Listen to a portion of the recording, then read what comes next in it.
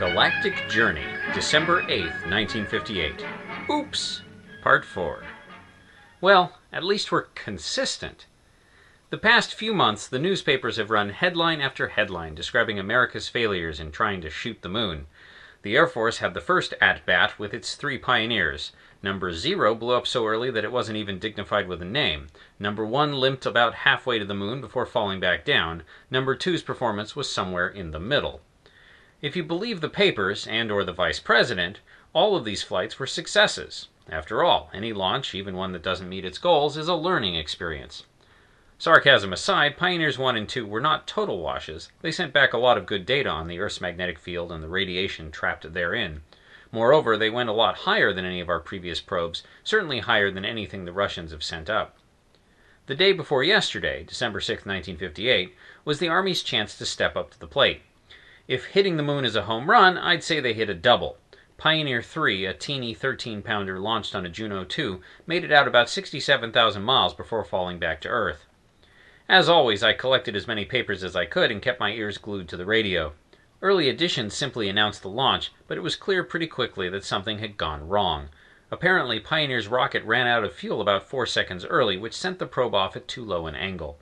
Even though Pioneer 3 left Earth with more speed than Pioneer 1, its journey was only half as high.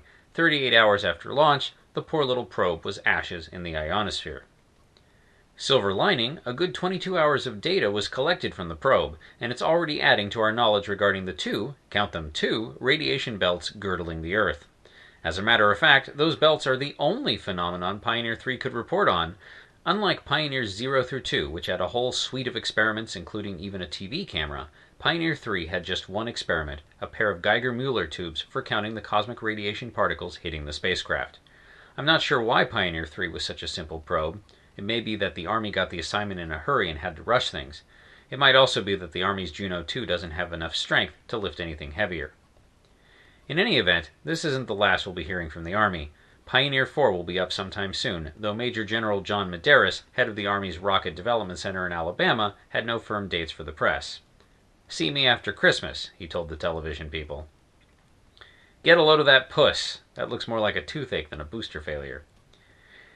Here's an interesting question. The space race has been marked by more failures than successes. Did anyone ever write a science fiction story that predicted this level of teething pain in a space program?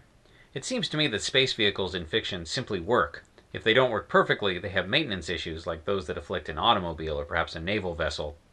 This goes back to my previous comments regarding the focus of science fiction on the pilot rather than the large and necessary logistical tale. It's a pity we don't see more stories incorporating launch failures. They could be an exciting, dramatic device. The original written article, linked stories, and images can be found at galacticjourney.org by Gideon Marcus.